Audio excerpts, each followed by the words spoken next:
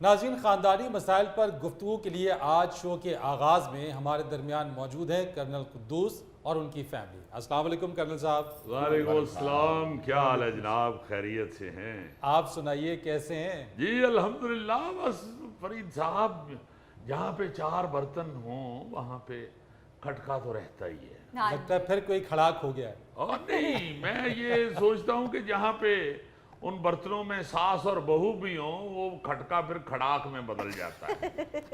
बल्कि मुझे तो यूं लगता है कि मैं सास और बहू के दरमियान नहीं जिंदगी गुजार रहा, बल्कि यूक्रेन और रूस के दरमियान जिंदगी गुजार रहा। और हर वक्त खौफ ही रहता है कि पता नहीं किस तरफ से बम आ जाए।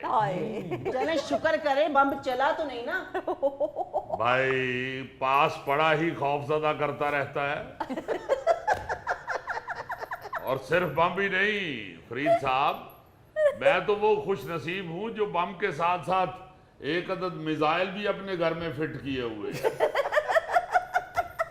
साहब जी, ये वाहिद मिसाइल है कि जिसमें बारूद नहीं खुराक भरी होती है।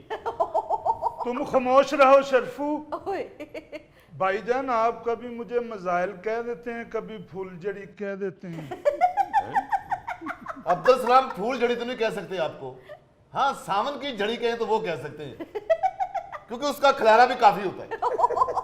बहरहाल फरीद साहब, ये वाकई सच है कि जो घर के अफराद होते हैं वो अपनी हरकत से फुलझड़ी की तरह भी रह सकते हैं। हाँ जी। और अपनी तबीयत की वजह से ही वो बम भी लगना शुरू हो जाते हैं, मिसाइल लगना शुरू हो जाते हैं। बल्कि बसा औकात तो एटम बम भी बन जाते हैं। ओह माय गॉड, जहाँ मिसाइलों और बमों की बात हो रही हो वहां दुरानी का बैठना बनता नहीं। मैं अपने जंगल की तरफ जा रहा हूँ, कुद्दूस साहब मुझे इजाजत दें। वो बैठो दुरानी, क्या कर रहे हो? वो छोटे छोटे घरेलू मसाइल हैं। मैं वही तो कहना चाह रहा हूँ कि उसको बेशक आप इग्नोर कर रहे हैं और उसका बेशक बम बना लें। हाँ जी। आप देते हैं छोटी छोटी बात को तू। मैंने तो आपसे ये कहा था कि आपकी बहू चुप चुप कर मेरी बातें सुनती है।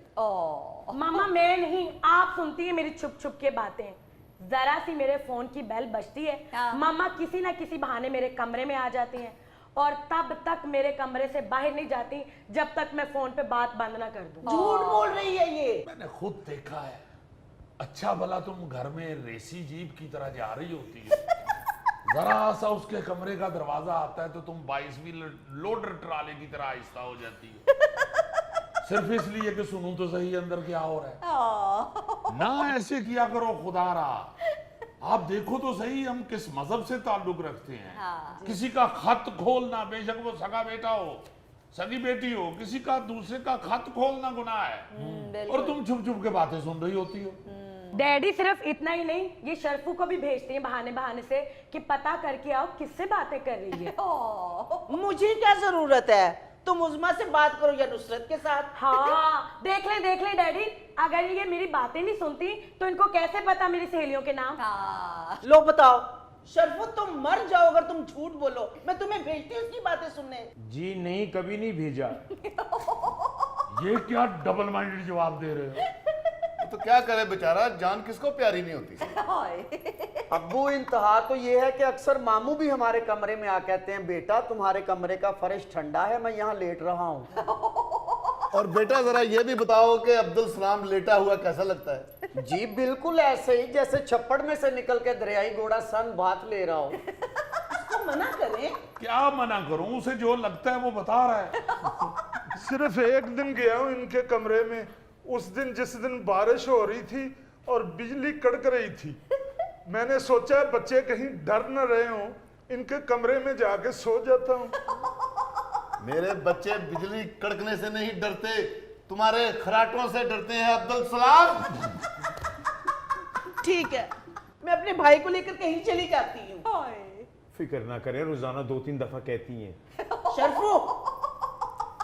शरफू, तुम्हारा क्या ख्याल है, गुस्से में लिए हुए डिसीजन ठीक होते हैं? नहीं, बिल्कुल भी नहीं, बिल्कुल भी नहीं। नॉर्मल तबीयत के डिसीजन भी आपके ठीक नहीं होते। मैं सिर्फ इतना कहना चाहता हूं कि आप जब छुप के किसी की बात सुन रहे होते हैं, हाँ जी। भाई एक फोन पे बात हो रही है, उधर से पता नहीं क्या सवाल आया है, इधर से क्या जवाब है। बिल्कुल। आप सिर्फ जवाब सुन के उसको अपने किसी सवाल के साथ अटैच करके तो अपना ख्याली सा कोई ऐसा खाका बना लें जहन में कि ये हमारे खिलाफ बात हो रही है या हमारे मुतल्लिक कुछ बताया जा रहा है, या तो आप भी गुस्से में ही आएंगे ना, झगड़ा ही बनेगा। बिल्कुल। सही। इसीलिए तो ये गुनाह है छुप छुप के बातें सुनना एक दूसरे की। भाई आप अपनी जिंदगी गुजारें, उसे अपनी जिंदगी गुजारने दें, क्या जरूरत है छुप छुप के एक दूसरे की बातें सुनने की, वो दूसरे को पता तो चल ही जाता है। तो और क्या, हमारे तो घर में कोई इतना चौड़ा पिलर भी नहीं जिसके पीछे छुप के मामू बातें सुन ले। देखा, जिस मामू ने गोद में खिलाया उसी को बातें कर रहा है। मैं किस लिए सुनूंगा आपकी बातें? तुम कौन सा मुल्की सतह पे बातें कर रहे होते? बहुत बुरी बात है किसी की बातें छुप छुप कर सुनना। This is not fair. Farid साहब आप यकीन करें, जब जंगल में शेर बैठकर अपनी फैमिली के साथ बातें कर रहा होता है, मैंने उनकी कभी बात नहीं सुनी। शेर मेरी तरफ देखे भी तो मैं कहता हूं कैरी ऑन कैरी ऑन, मैं दूर चले जाता हूं। जब उनकी बातें खत्म हो जाती हैं फिर मैं हमला करता हूं उनके ऊपर। दुर्रानी साहब, ये कौन से शेर हैं जिनको आप कह देते हैं carry on carry on? Sir असल में दुरानी साहब ने अपनी कोठी के पीछे जो लॉन है उसको जंगल बनाया हुआ है, वहां फोम के शेर रखे हुए हैं। जिस दिन बारिश हो जाए ना जी, शाम को अपने शेर निचोड़ के अंदर ले जाते हैं। मुचड़ा हुआ शेर कितना खतरनाक होता है तुम्हें क्या पता अब्दुल सलाम? जब शेर अच्छी तरह सूख जाए ना, मैं फिर उसको बाहर निकालता हूं। एक दफा तो हमसायों की बिल्ली अब्बू के शेर की दुम उखाड़ के ले गई। वो कर सकती है, वो शेर की खाला होती है। मोहल्ले के बच्चे आवाजें लगानी शुरू हो गए कि दुरानी अंकल ने लुंडा शेर रखा हुआ है। लुंडे शेर का एक ही नुकसान होता है फरीद साहब, उसका बैलेंस आउट हो जाता है। वो कभी कभी बैठा बैठा आगे को गिर जाता है। दुर्रानी साहब, मैं तो पहली दफा सुन रहा हूं आप किस किस्म के शिकारी हैं। फोम के शेर रखे हैं, लुंडे शेर रखे हैं आपने। एडवेंचर ओनली प्रैक्टिस के लिए रखे हैं मैंने, प्रैक्टिस के लिए। सही शिकार तो मैं असली जंगल में जा करता हूं। तो किस मौसम में जाते हैं दुर्रानी साहब शिकार पे? जिस मौसम में जंगल का किराया इकट्ठा हो जाए। किराया इकट्ठा करना मेरे लिए कोई मुश्किल बात नहीं है फरीद साहब। किसी भी दोस्त को मैं फोन करके कह देता हूं, फरीद मैं शिकार पे जा रहा हूं, अल्लाह के नाम पे मुझे किराया भेज दो। दुरानी क्या फजूल मजाक शुरू कर दिया तुम लोगों ने। वैसे यार क्या मजे की फैमिली है आप लोगों की, लेकिन फिर भी आप लोग छोटी छोटी बातों के ऊपर लड़ रहे होते हैं। हाँ जी। फरीद साहब, छोटी बात, जब भी मैं कभी इनके साथ कोई बात कर रही थी तो ये कान लगा के दरवाजे के साथ हमारी सारी बातें सुन रही होती है। अल्लाह माफ करे, कब मैंने दीवार के साथ कान लगाया है? मुझे सब पता है, मैं कोई चूची नहीं हूँ। चूची तो तुम वाकई नहीं हो, बाकायदा पूरी कुकड़ी हो।